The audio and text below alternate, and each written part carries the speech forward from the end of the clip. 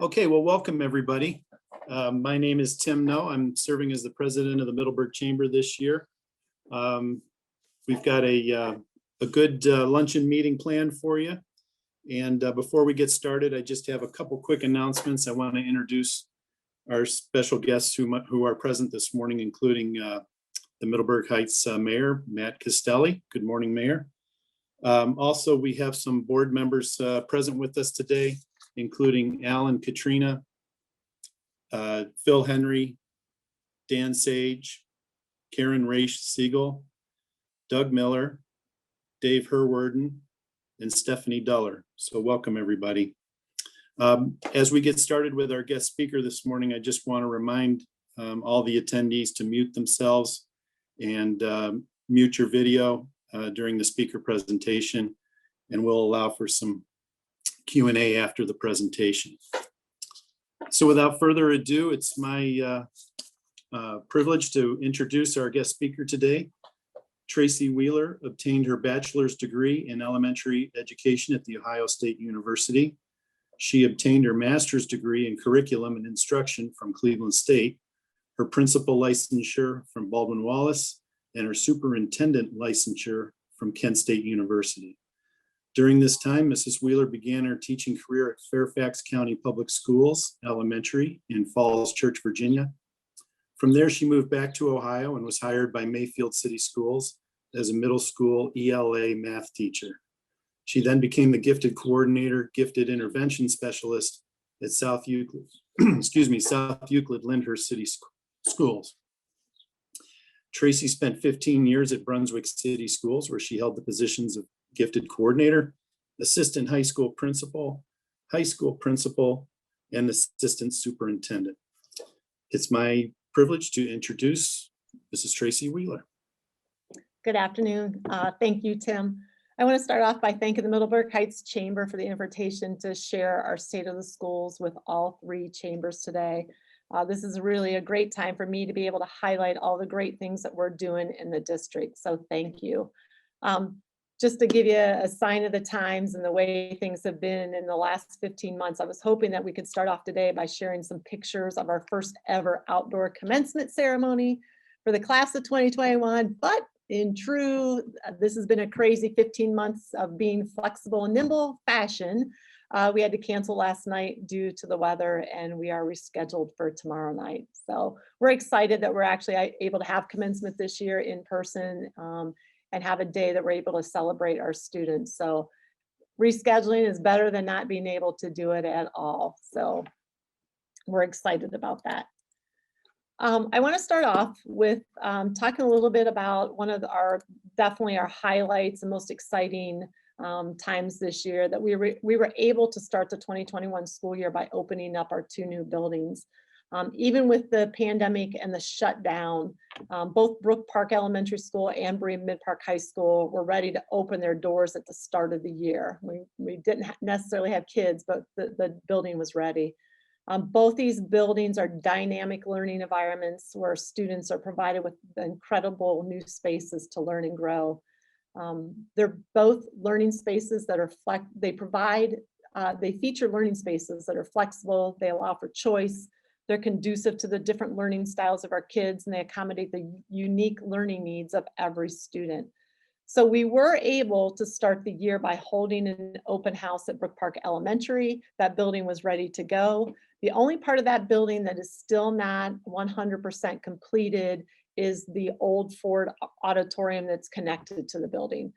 That should be done soon, and when the completion of that part of the building is done, we will be formally naming the auditorium Memorial Auditorium. So unfortunately, we've not had a true open house yet at Bream Mid-Park High School for our community to come and see. When we opened the building back in August, even then, not all parts of our building weren't done. The auditorium wasn't done, the band, choir, and music rooms weren't done, but in December, band, choir, music were done. The auditorium was the only piece that wasn't completed. In March, around March, the final touches were added to that beautiful state-of-the-art auditorium. And so we have been able to use it since March. We've actually had some We've had a choir concert, orchestra, band concerts in there. We've done our senior celebrations in there. So it's a great facility. Once the front parking lots are completed, we're going to prepare an invitation for everyone in the community to actually come in and tour the amazing facility. So stay tuned for that. Hopefully, again, weather permitting and everything like that, we'll be able. Hold on. Sorry about that, as my phone rings. We'll be able to invite everyone in and share that building. So prior to the start of our 2021 year, and we did this and started before the 1920 year, along with our executive team, we sit down, we identify what the district initiatives for the year are going to be.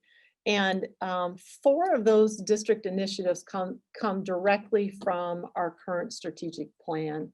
So the first thing is to expand our counseling service to support our students in our community. The second one is to create that environment rich in technologies.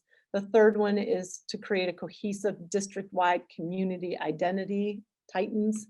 The fourth one is to strengthen our two-way communication within the Berea City Schools. And then the fifth one is not part of our strategic plan, even though high quality teaching and learning is for us to address the recommendations that were made from an instructional audit that was done in 2019 and 2020. So the first initiative that I want to talk about is creating that environment with technologies. The pandemic certainly pushed the need for this first initiative. So prior to March 2020, we did not have devices in the hands of all of our students, K-12. So our technology director, Vicki Turner, and her team did an amazing job of pulling together laptops and Chromebooks so that at least every family in our district could have a device, not necessarily every student. So that worked for us to get us through the end of the 1920 school year. But once we knew that this was not going to be a short-lived pandemic or experience, we knew that once we started the 2021 school year that we needed to make sure that we had a Chromebook in the hand of every student. So we were able to make that a reality. In addition, our staff spent a lot of time last summer. They're tired. They worked really, really hard getting ready for the remote learning for the 2021 school year. We made the decision we would start remote. Piece of that included the implementation of a new learning management system, which is Blackboard, and staff having to transition all their lessons to an online format. They did amazing. We had promised our families that the remote learning would not look the same as it had at the end of the 2019-2020 school year. And our teachers didn't disappoint in delivering that to our families.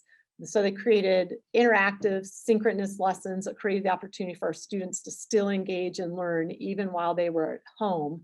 And then throughout this past year, in addition, they have also had to do a lot of different things in order to navigate this world of online learning, especially in our grades 6 through 12, where those teachers were still teaching in a synchronous environment to those students who were TVLA and who were remote for that part of the year.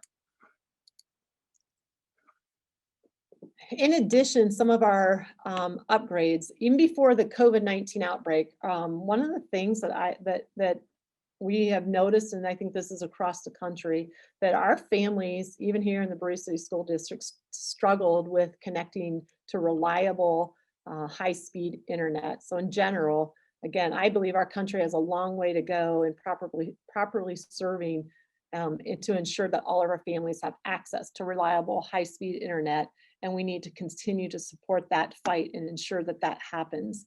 So we did what we could to help our families during the pandemic access the internet. We used some of our ESSER funds, which I'm going to talk a little bit about in our a little later in the presentation. We were able to purchase hotspots that we could loan to families who needed that internet access. And we know that that still could be an issue for next year. So we're going to continue that for next year so that we know that our families have access. In December of 2020, our district was awarded a $100,000 grant from the Berea City Club for the creation of a makerspace at Berea Mid Park High School.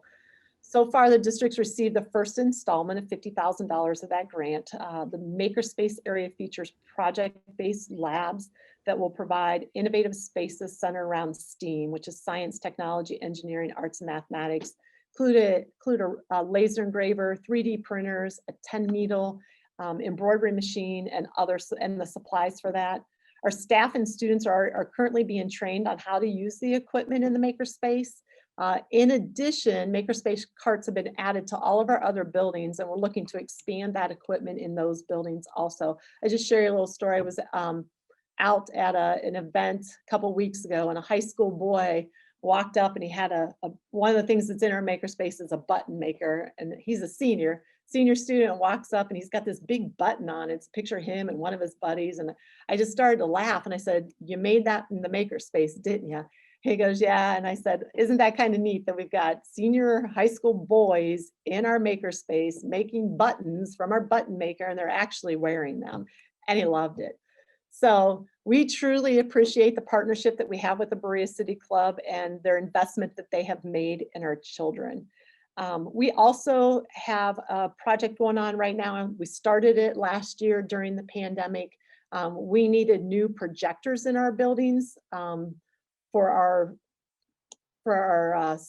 boards, that are interactive boards. We had to actually, so we started that last summer, and 2 of our buildings have been finished at this point, and we will continue this summer installing at Berea Mid-Park Middle School so that all of our buildings now will be updated with the technology that they need. So another initiative then, expanding our counseling services to support our students and help connect families with community resources. So again, this past year, we were allocated wellness funds through our state funding. These funds, when they were allocated, they were originally created by the governor as a separate line item in the budget, and these funds would not be included in our general fund. However, we're anticipating that this is going to change in the next budget that's going to be released in June. This is something that we have truly valued and used in order to help address the social and emotional needs of our students.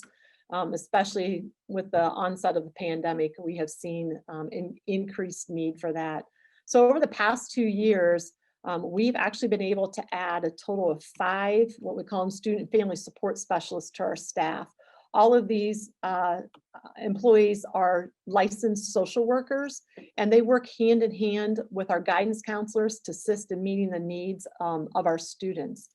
A couple of the other projects that we've been able to support with this fund includes a ROCKS program at Berea Mid-Park Middle School. We actually had planned to have them trained and start this program this year in the middle school, but again, COVID, you're going to hear me. If you're playing bingo, you're going to hear that a lot today. So the mission of ROCKS, which ROX stands for Ruling Our Experiences, is to create generations of confident girls who control their own relationships, experiences, decisions, and futures. We have about 13 staff members at Berea Mid-Park Middle School who are going to receive the training this summer in order to begin implementing this program at the beginning of the 2021-2022 school year, with just starting out with a small group of our girls. But this is something that we look to see grow over the course of the next several years. Another thing that we started this year was something we called Titan Teen Time. It was an initiative that was put in place to support the needs of our families and our students during the pandemic. So we started during the pandemic, especially when we were remote, because you just didn't have the connection to students and families like you did when they were in person. This time allowed for staff who were assigned a small group of kids to check in with families for about a 30-minute period.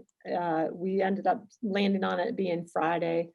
It was that, again, allowed us to break it down in smaller groups, have staff members be in more direct contact with kids and or families if they needed to. Once we returned to in-person instruction, full in-person instruction, we shifted Titan Teen Time and what that looked like at the middle school and high school, but we still do have a designated 30-minute Titan Teen Time in our elementary buildings. Again, we felt that this initiative was vital to addressing the social and emotional needs of our families. And you're going to see some of the things that we've done in here, which I'll talk about a little bit more briefly, is our extended learning plan that we had to create as a district.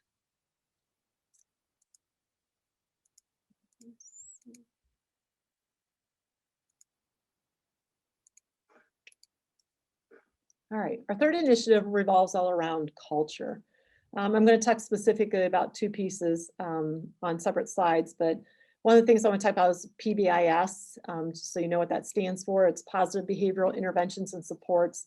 So we have PBIS teams in the district, and they are continually working on ways to recognize our students for meeting behavior expectations from anywhere in the school district, not just in a classroom. So our schools use PBIS to promote school safety and good behavior. With PBIS, we're teaching our students about behavior and expectations and strategies that focuses on prevention, not just punishment. Our PBIS teams have incorporated the district's culture playbook into how they recognize students. So you ask, what's a culture playbook? So culture is what we believe, how we behave, and the experiences our behavior produces for others. So this started in August of 2019, actually, when I first entered the district.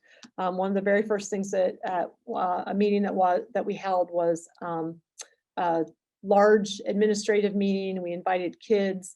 So we began the journey in August of 19 with a group that called Focus 3. The heartbeat of Focus 3 is helping organizations like ours, like our district, to build better leaders, a better culture, and better behavior. We held an event where we invited the founder and the CEO of Focus 3, who's Tim Kite, to give a group of district leaders a keynote speech. It was a really powerful discussion that day on how our behaviors, our beliefs, and our attitudes as a part of this organization actually form our culture. At the time when we started to talk about this, we wanted to make it clear to everyone that we don't believe that our culture is broken, but what we felt coming out of the event that with our culture, we can always be better.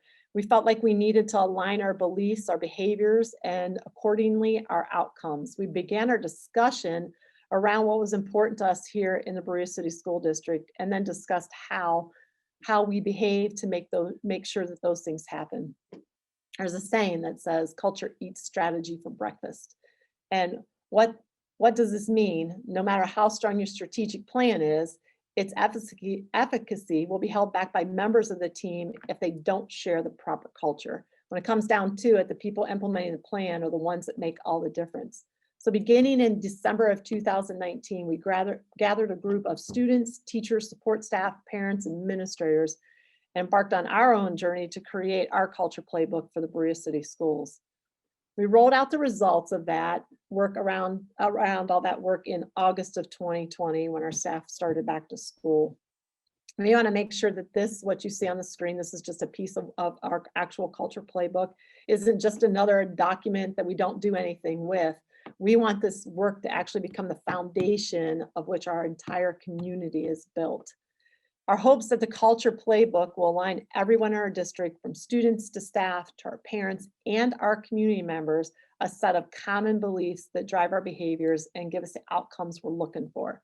We believe the behaviors we have identified will give our students the best chance to become successful and contributing members of our community long past the time that we leave our schools. So I think in the slide before, if you saw, there's this picture here of the student who got a yard sign. Our buildings have done a really good job of tying what they're doing in PBIS to the culture playbook, recognizing students when they do things that actually have a positive impact on our culture. Another piece of that then has to do with justice, equity, diversity, inclusion, and we're going to call that Jedi, because I can get tongue-tied saying it. So in July of 2020, our Board of Education passed a resolution of commitment to equity and excellence in education. The resolution included a directive from the board that I create and oversee the development of a diversity, equity, inclusion committee. So this is how Jedi was created. So our stakeholders are working to develop a culture that embraces, seeks, and understands, respects, accepts, and celebrates all of our unique individual differences. So our Jedi task force was developed to identify those strengths, the areas of growth, and a plan of action as it relates to diversity, equity, inclusion, and anti-racism in the school district. So this past January, then, we partnered with the Diversity Center of Northeast Ohio to bring Jedi, a Jedi leader, into the district to work specifically with us. So a little bit about the Diversity Center. It's a human relations organization that's been dedicated to eliminating bias, bigotry, and racism in Northeast Ohio for over 90 years. It was originally founded as a national conference for Christians and Jews. Today, they focus on increasing knowledge, raising awareness, and building skills to help create communities that are safe, respectful, and inclusive to all members. The Diversity Center supports workplaces, communities, and schools across 7 counties throughout Northeast Ohio. They are proud to have engaged over 10,000 student participants and 2,500 adult participants in the 1920 school year. So our Jedi leader who's signed specifically to us, her name is Marissa Wisman, and she actually is currently doing the work of providing our program direction and planning and implementing strategies for the Jedi initiatives. So we do have a landing page on our district website. If you go to our website, go to programs and drop down, you're going to find a link to Jedi. So if you want to learn more about what we're doing, we're developing the website as we go, again, to provide transparency and clarity on what it is that we're doing in the district, but that information is there for anyone to see.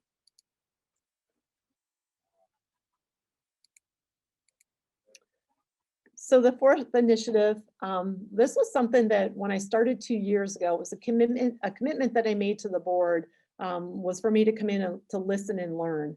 And I started that process by going out and meeting with all kinds of various stakeholders, trying to meet with people in person. And then 8 months after I started in this new role, COVID.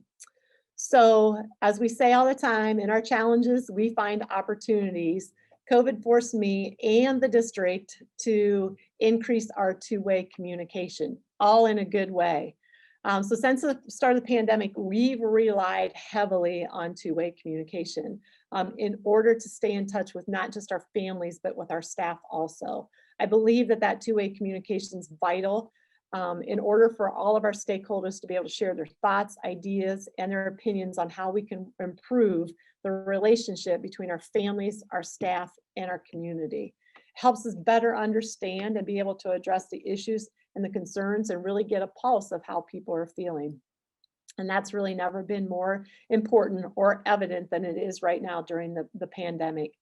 So even though the face-to-face interactions changed significantly since March of 2019, things are definitely starting to pick up right now, since our students actually returned back in January.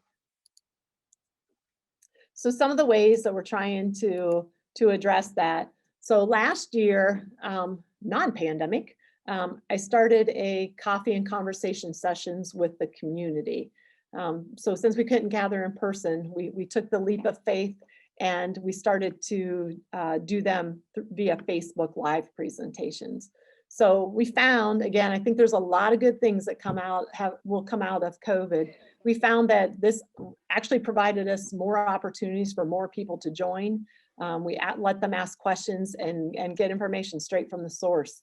It's been a good thing. So I've done morning sessions, I've done evening sessions, and each time prior to each of the events, the district sends out a form, gets the community input, and the topics of those conversations are all developed from the information that people respond back to us to tell me what it is that they want to talk about.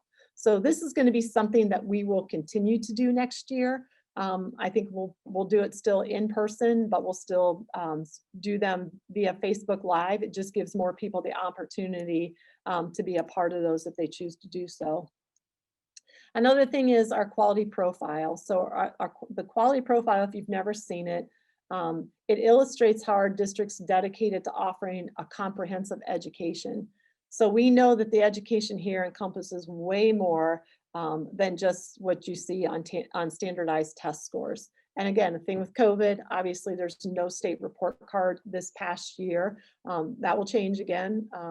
But this gives you a more detailed, in-depth picture about what we're actually offering and doing within our district. So through the quality profile, we share information about the key areas of our district and the goals that we have for continued growth. It gives you a glimpse of that full experience that is a real true Berea City School District education. So normally, I think last year when we did this presentation, we actually had a hard copy of it. So don't have it today, but you are able, if you want to see the new one for this year, it is live on our district website. So please go there and visit it so you can get the whole picture of the profile. So another good thing that I think has happened this year is as a result of the pandemic, we were able to live stream all of our board meetings. So if you ever want to tune in on a board meeting night, they're live streamed. We also record those and post those that you can always go back and look at a different time. And again, I think it's just another way for the district to provide transparency as to what we're doing. So the last thing I want to talk about is what's called the Superintendent Student Advisory Committee. So this is a council. The council is a forum that's going to create direct communication between the school district and the students and me. So the Student Advisory Council is going to be made up of students in grades 7 through 12. It is my strong belief that student voice must be heard and that we need to gain input from them with regards to how we're doing right, to the things that we're doing right and with the things that we need to improve on. So I think this participation for students, I had about 80 students apply. I've narrowed that list down. I will be notifying all those students prior to June 15th. It's going to be a dynamic group of kids, a very unique, diverse group of kids, and I really can't wait to have the opportunity to start to work with them. So it gives them an opportunity again to interact with me. It's going to give them the opportunity to interact with other district leaders and just gives them the opportunity to develop some leadership skills and collaborate in a really diverse community of peers. So I'm looking forward to making that announcement. Another thing that you'll see on our website, there's the information about it, but we're going to highlight and give some profiles of all of those kids so that you can see really what dynamic kids we have in the district. And the last initiative, again, as I said, it doesn't come directly from the strategic plan. It does tie in with it. But back in 2019, the 2020 school year, we did conduct an instructional audit. So instructional audits was an investigation by external instructional experts who sampled a multitude of components related to instruction in the school district. They got into classrooms, they directly observed instruction and in our administrative processes, they were in our meetings, and then they identified the areas of strength and need. They looked at 10 different overarching components. Each of those components play an integral role in the overall achievement and performance of a successful school district. It just so happened that on March 13th, when the governor's press conference was held and he pretty much shut us down and sent us home for the remainder of the year, the third party experts were in our district, and they were finishing up and finalized the instructional audit of that day.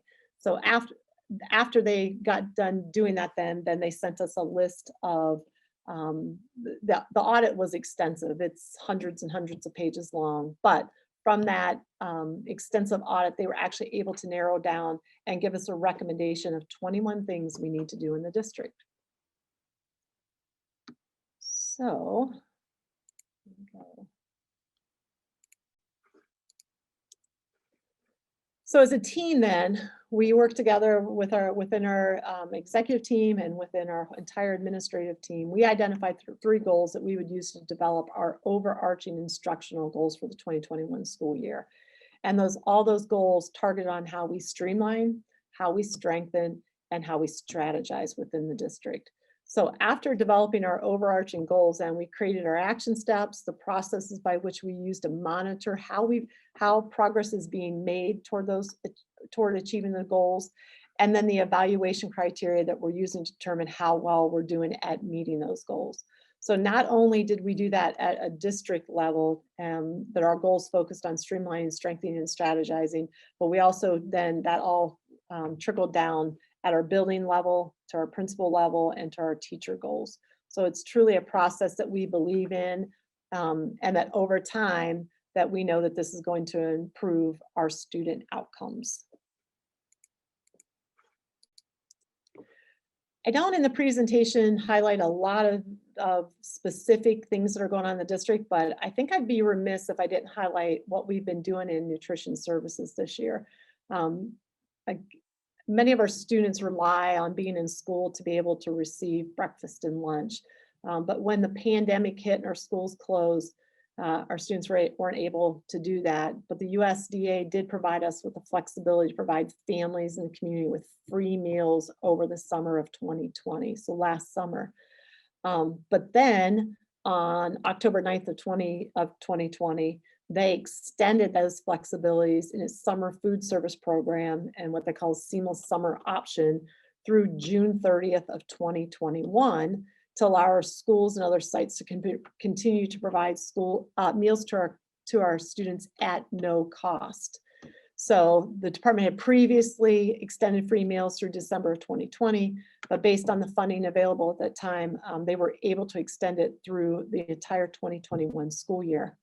So now, the really great thing is they now have extended that again through the 21-22 school year, which means that, again, this summer, we will be able to feed any child in our district, doesn't have to be a Berea City School District student, ages 1 to 18 will be able to provide, or will be able to receive a free breakfast and lunch, 7 days of a free breakfast and lunch for the entire summer.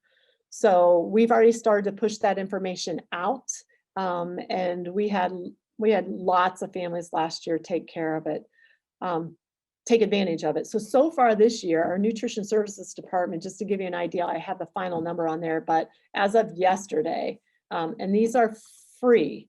So as of yesterday, they have served 170,119 free breakfasts, and they've served 223,572 free lunches to students in our district. And we're encouraging our kids. I just look at this as an unbelievable thing for our students. Students can come, breakfast is huge for kids, starting their day, being able to focus. We don't want any child to go hungry. So being able to extend this to all of our students has truly been a gift. In addition, our nutrition services department has partnered with the Greater Cleveland Food Bank to provide weekend meals for our students. So they started back on April 16th, and we were doing what's called a backpack program. And basically what that is, that each backpack that is created from the food bank and delivered to us includes 2 meals and a snack that we send home with the kids on Friday, and that they have that for meals and availability over the weekend. So the meals are non-perishable, they're microwavable, and they're genuinely are food items that our kids enjoy. So, and the main goal of that program is, again, to ensure that our kids are getting enough to eat over the weekends. And that's available to any student and any family in our schools. So again, they've done an amazing job of taking care of that. That again goes down to taking care of the whole child, of which they've done an amazing job to help do. So I want to spend just a little bit of time talking about our financials. So on here, you just see a snapshot of our 5-year forecast. So we are fiscally responsible in our daily options, but we understand that the conditions of our school facility play a major role in the bottom line of our operations. So if you look at this document that's on here, this was the financials that were presented in May of 2021. Which is part of our 5-year forecast, of which we're required to do. So As our treasurer, Mrs. Rowe, always states to me that the 5-year forecast is only as current as the day that it is presented. So again, this was done in May, and I will tell you from May 1st to June 1st, this has already changed. But I will say, like with caution, that it's changed in a good way. So why the changes? It's because the Treasurer's Department's always adjusting the numbers based on staff movement, changes to insurance, retirements, and in the rare occasion, a one-time revenue that the district may receive. So if you look at it, and if I just look at fiscal year, the forecast presented shows that we have deficit spending of approximately $1.3 million beginning with fiscal year 2022, which starts on July 1 of 21 of this year. But let me remind you, which the graphic isn't up here, when I did my State of the School speech in January of last year, that number looked very different. At that time, we were projected then to be in deficit spending of approximately $6.1 million. So you might ask, why such a change? Couple things. There have been staff reductions in both our certified and classified staff, mostly due to our declining enrollment. In addition, our ESSER 1 funding allowed us the ability to offset our state reductions and move them around, move some things out of our general fund. So as we continue to work through the stimulus money that's and the allowable spending requirements, we believe that the forecast will still look different once these plans are developed. So it's kudos to Mrs. Rowe and her department and our staff and our admins. We've been pretty tight with our budget because we want to stay out of deficit spending. We don't want to have to go out and ask for money, and this has actually helped us in assuring that we don't have to do that for another couple years. So our district was obviously affected, impacted by COVID. Again, I think everything's about COVID right now. So the district lost approximately $2.2 million in state foundation cuts related to COVID-19. If you see that, what we lost in May and June, 2021 fiscal year reduction, and then the restoration, so about $1.9 million, almost $2 million. So we have, though, the additional stimulus money that the district received from the federal government. It will total, when it's all said and done, approximately $15 million. So in the form of GEER, which is a governor's emergency education relief, and then ESSER 1, ESSER 2, and these funds were created as a result of the CARES Act funding. ESSER stands for Elementary and Secondary School Emergency Relief. And then we also have ESSER 3 funds that came from the American Rescue Plan Fund. So this ESSER money, we just can't spend it on whatever we want. So it's established for the purpose of providing schools and other organizations with emergency support as a result of COVID.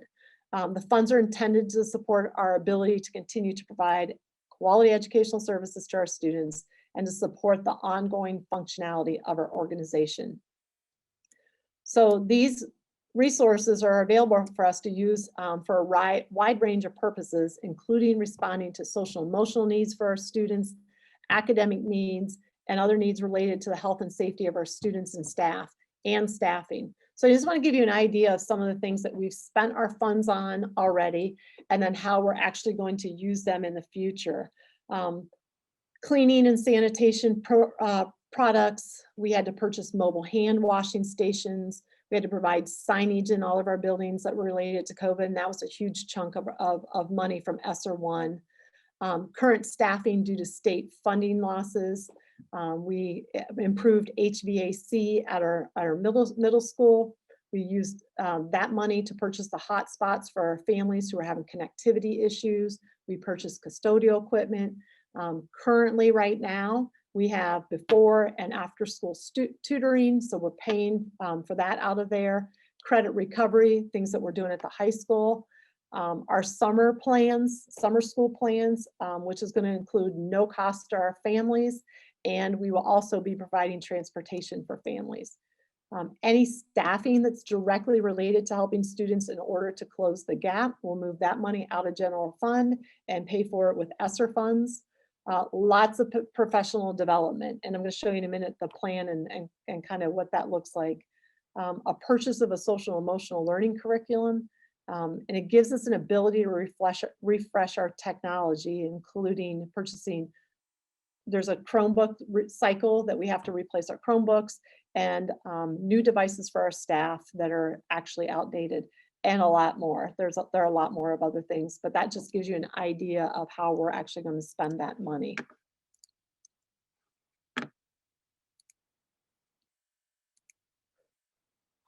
So one more thing I want to talk about financially has to do with our permanent improvement projects. So the district received approximately $972,000. And again, this is where Ms. Rowe talks about how that 5-year forecast can change and maybe a one-time payment that we received. But we got a one-time payment in December of 2020 of $972,000 from the Bureau of Workers' Compensation refund.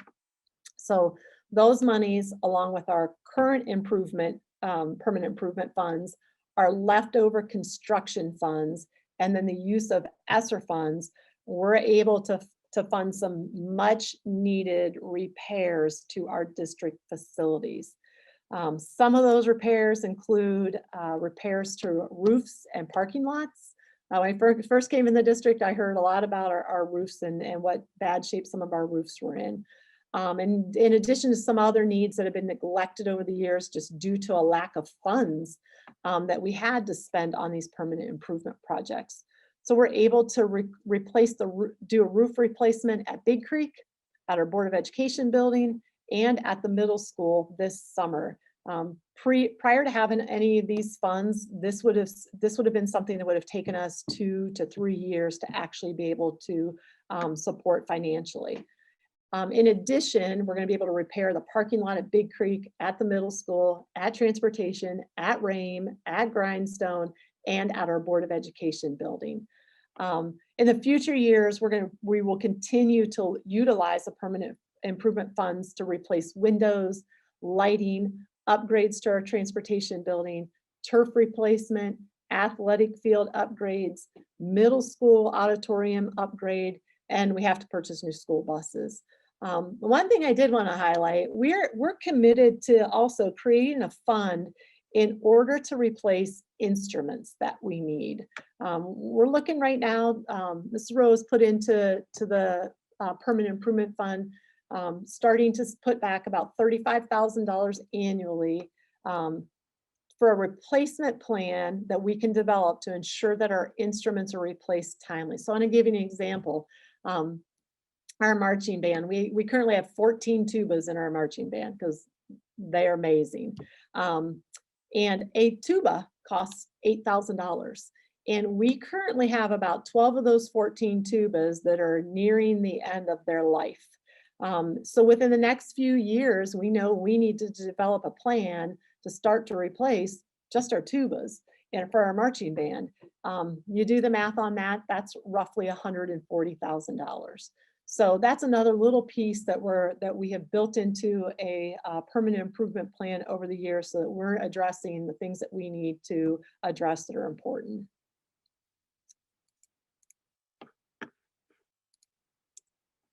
So a look ahead. This question comes up all the time, looking ahead. So in February of 21, at a press conference, Governor DeWine asked our school districts to work with their communities to help students advance and make up for any learning that they've lost due to COVID. So we were required to create what they called an extended learning plan. So, and that was due by April 1st. So in response to that, we developed what we called Atlas Task Forces. Atlas stands for All Titan Learners to Achieve Success. That consisted of our teacher leaders in our district and our administrators to help us develop the plan. It is quite extensive. I know it's linked on here. I'm not going to bring it up just for the sake of time. And it is, like I said, it's extensive. Our plan addresses the needs at our elementary buildings, at the middle school, and at the high school. We created 3 phases as part of our plan. What we're going to do to address the learning gaps that we actually started it on April 1 of what were we going to do to start to address the learning gaps beginning on April 1 through the end of the school year. That was the first phase. Then the second phase is beginning of the summer and extending through the 21-22 school year. And then the third phase is the 22-23 school year and beyond. So that plan then is directly attached to our ESSER funds and how we're going to use those ESSER funds to support those plans to help our kids. And again, I gave the example of what we're doing in summer school of no charge to our kids, providing transportation. So if it's something you're interested in reading, go to our website. The entire plan is on the website. Questions have always come up about TVLA. So we did provide a virtual learning option for the 21-22 school year. Our staff at the time provided instruction support to students engaged in improved curriculum and resources. So students enrolled in TVLA remain connected to their home school and continue to receive support from our administrators, our teachers, and our school counselors. At that time, again, they were permitted to participate in extracurricular activities and sports for their home school. For the 21-22 school year, we're still providing a virtual option for our students, but it's not going to look the same way that it did this year. TVLA for 2021-22 will provide a fully online virtual option. It's going to allow flexibility for our families and still allows our students to remain part of the Berea City School District and allows them to still be able to participate in sports and extracurricular activities. But the big difference for next year is it will not be our staff teaching that virtual option. For next year, we are partnering with a third-party curriculum provider who will provide opportunities for those students. So Mr. Steve Blatnica works with that program, and he has already done a presentation. The deadline for which students to enroll in TVLA for next year was June 1st. And then we will move forward with that for the next year. One of the things too, as a follow-up, as one of the recommendations to our instructional audit, we're going to begin work this month with Battelle for Kids. They're a nonprofit organization developed to advance student and achievement and growth to develop what we call a portrait of a graduate. So Battelle for Kids is going to lead a design process that's going to involve our students, teachers, staff, parents, community members, and administrators in creating this portrait of a graduate. It's a step in framing a new vision for our district. This is roughly a 6-month process, and when it's complete, then we're also going to begin work on reviewing our current and revising our current strategic plan. So finally, for next year, many have asked, and it's the big question, what's school going to look like? Will our students have to wear masks, and our staff? So I definitely see us returning in the fall in person 5 days a week. My hopes, I'm not going to guarantee, is that school is going to look as normal as possible next year. So the official end of the school year of 2021 is not until June 11th. So we're going to get through this next week. But once it's finished, our team's going to sit down.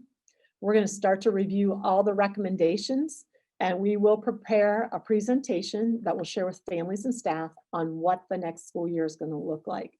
So I just believe it's too early to make any kind of announcement or a commitment for 21-22, but stay tuned. And again, our hopes are it's going to look as normal as possible.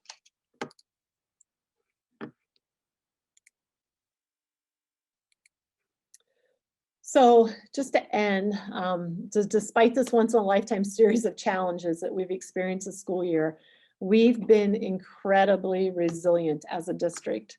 Together, we're Titans. All of us have been carrying heavy burdens over the last year as we've united to get through this pandemic. We have repeatedly kept flexibility, adaptability, and understanding in mind. There is not one single employee in this district who does not acknowledge or appreciate the tremendous sacrifice and contribution of our parents. Many of us are parents, just like many of you. We understand the stress and strain that everyone has felt to try to juggle the responsibilities and supporting a child's education and well-being while also running a household or working, or even more stressful, looking for a job. Our educators, support staff, and administrators have gone above and beyond to make this school year as successful as possible. This pandemic has tested us all. We've all wanted the best for our students of this district, whether we agreed on the means to get there or not. I am so proud of what we've been able to accomplish and overcome by working together as Titans. And I just want to finish with a short video.